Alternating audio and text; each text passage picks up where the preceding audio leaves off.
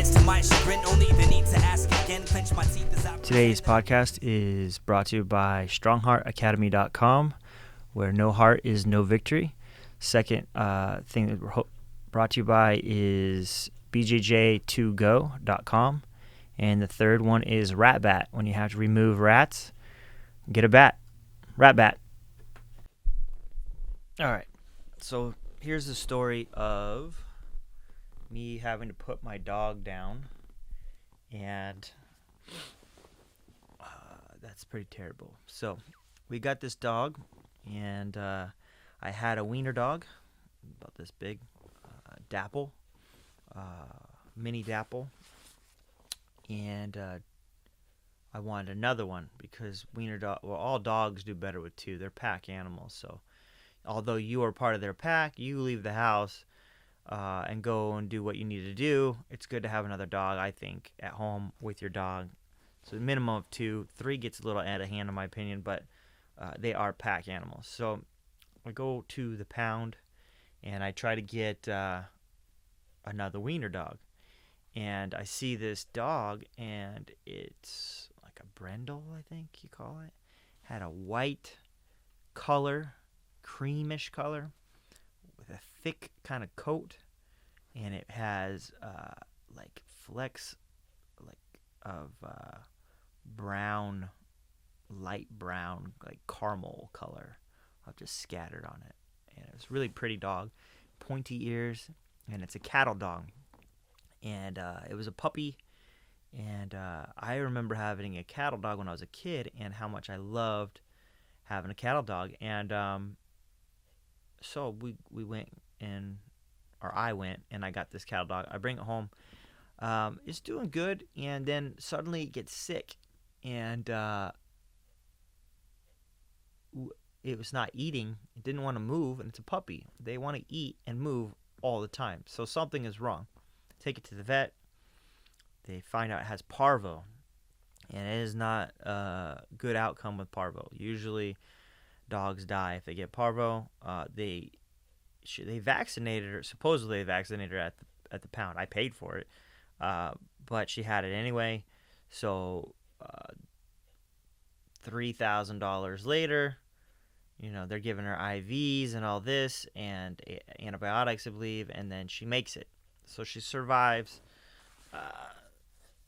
parvo, and we take her home, and we're really happy that she made it. And I think only my first son was around at that time, and then my wife.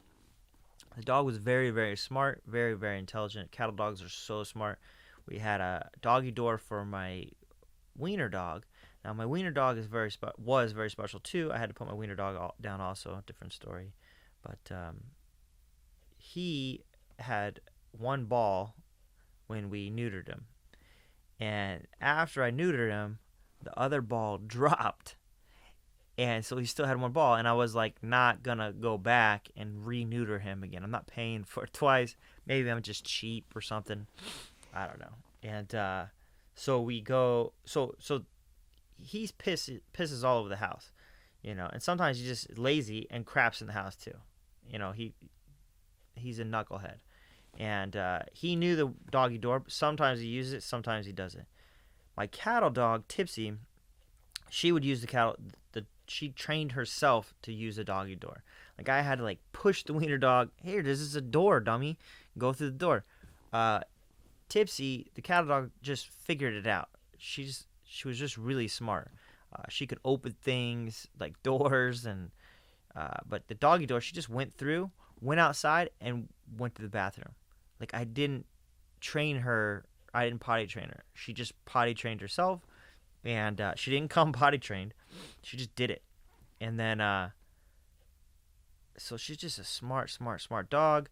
My wife worked with her to sit and shake hands. She did that in 2 minutes. Sit. She just sat. She put her butt down, sat, and then afterwards she just knew that was what she's supposed to do. Shake hands. Okay.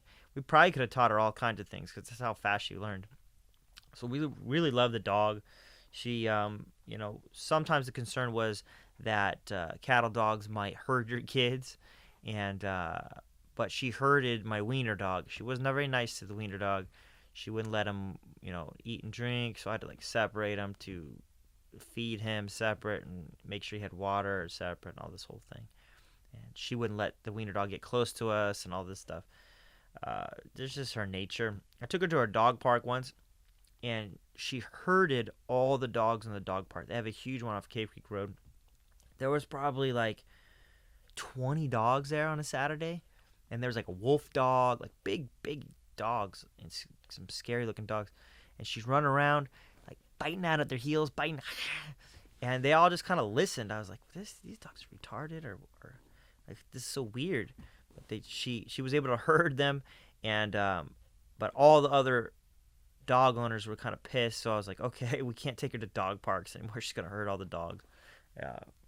But she was a cute dog, smart dog, and luckily she never herded our kids.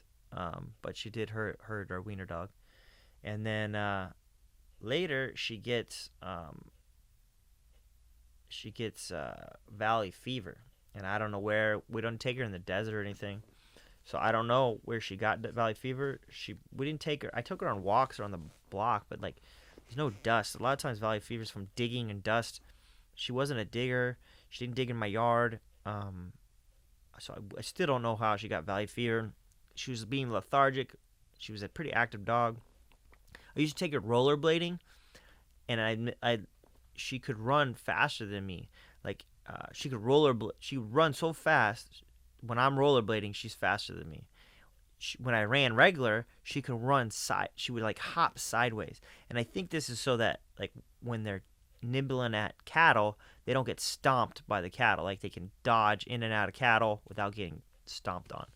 They're just smart, crazy dogs, super athletic dogs. So she started being lethargic, wouldn't eat. Took her in. I told him the symptoms, and she was also having seemed like her legs were hurting her, but there was like nothing wrong. So we got X-rays, nothing wrong. They said, "Oh, this might be valley fever. Let's test her for valley fever." Came back negative, and then I'm like, well, what do we do now? She's like, well, sometimes it's a negative, but it's actually they have it. I'm like, okay, like, what's the point of the test if it's not? I paid for a test that's like you're saying it's garbage, basically. Let's give her medication and see how she does. Instantly, like a couple of hours of medication, she was fine.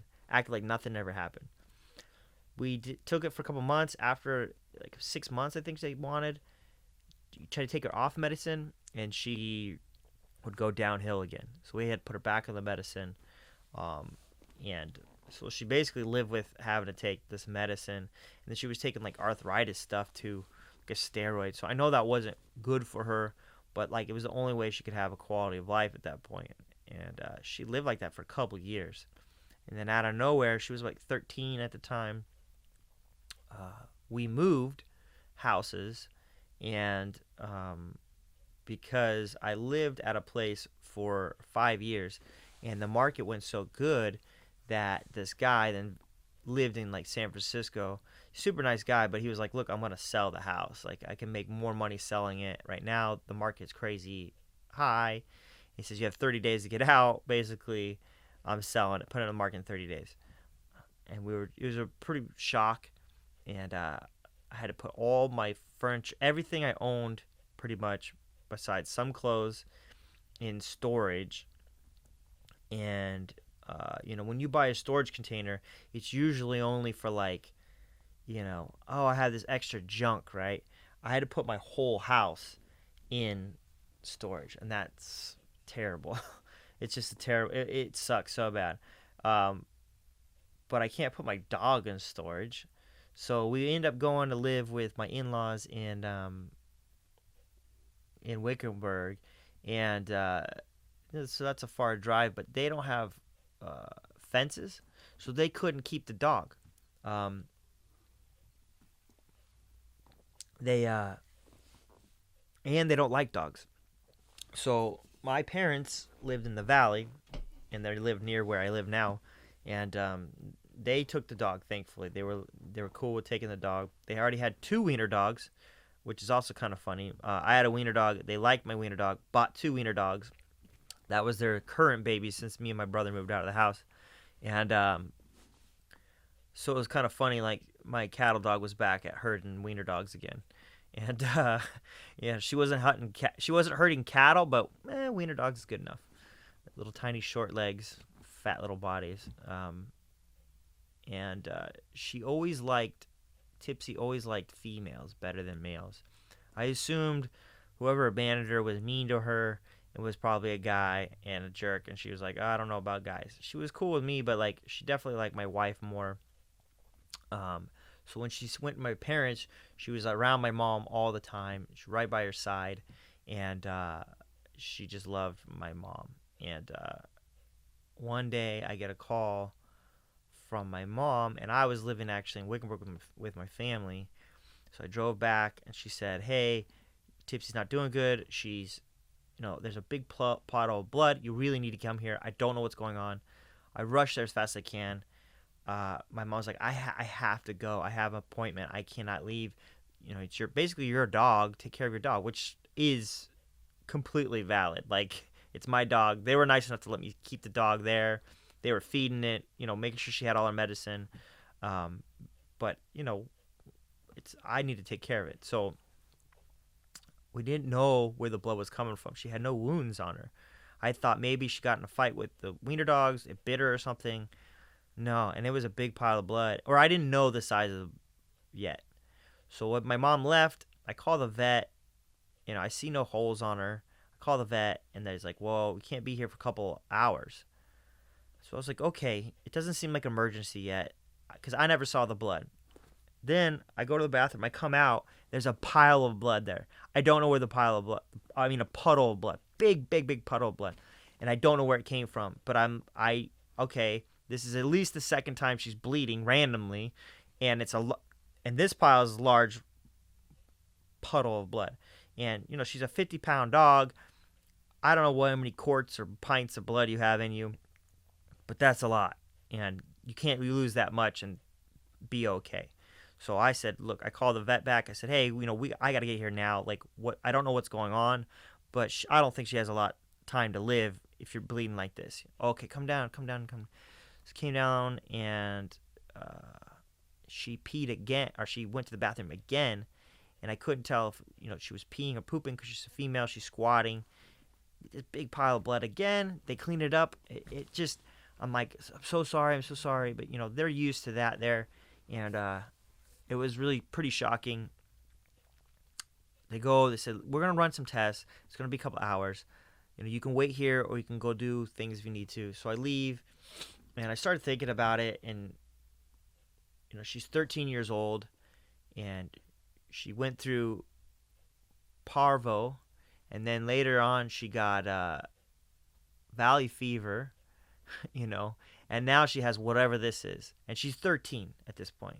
She had a good life, and what makes a dog? It's being active dog. To me, they're not like humans. Humans can sit on a couch or sit in a wheelchair, and you can read, you can have interactions. But dogs are more physical creatures, and when they're not physical anymore, are they happy? I don't know. Maybe, but she's an active dog, so, that's taken away. She's not having, we can't talk back and forth with each other. I mean, she enjoys company for sure, but I didn't know, how many more meds she wants to take, and if it was her, bothering her, all these meds too. So I called them back. I said, what do you think? Like, she's 13, she's bleeding. They're like, I'm glad you called. We did the first test. We think it's bladder cancer. We're not going to do any more tests. The outcome is not good with bladder cancer. And even with adults or humans, you get bladder cancer, you usually don't have long to live. Like, it's pretty bad. And she says, I think the right thing to do is put her down. And I said, okay. So I went down there. I drove back. Take you to a room, and they give her sedative, a needle, and I get down on the ground with her. I sit down cross-legged on the ground. She's laying down flat, and she just doesn't look good. And they give her sedative, and she looks up at me, and she does like the dog smile, the tongue out. And it was a nice little moment, and I didn't want her to suffer anymore, So, but I didn't want her to be alone and die alone. It's not a human, but it's a creature, and they're kind of part of your family. And so I sat there, and then they came back in, and after the sedative, they give you another shot that does the actual,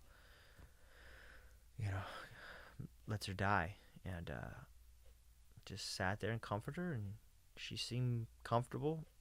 And then life kind of goes away, wherever it goes, whatever that means. The heart stops, the brain stops, but I don't know what that means. Dog's dead. And that sucked. And then I had to go tell my family, hey, I had to put Tipsy down today. And then, even today, we don't have any dogs anymore. My little one really wants a dog.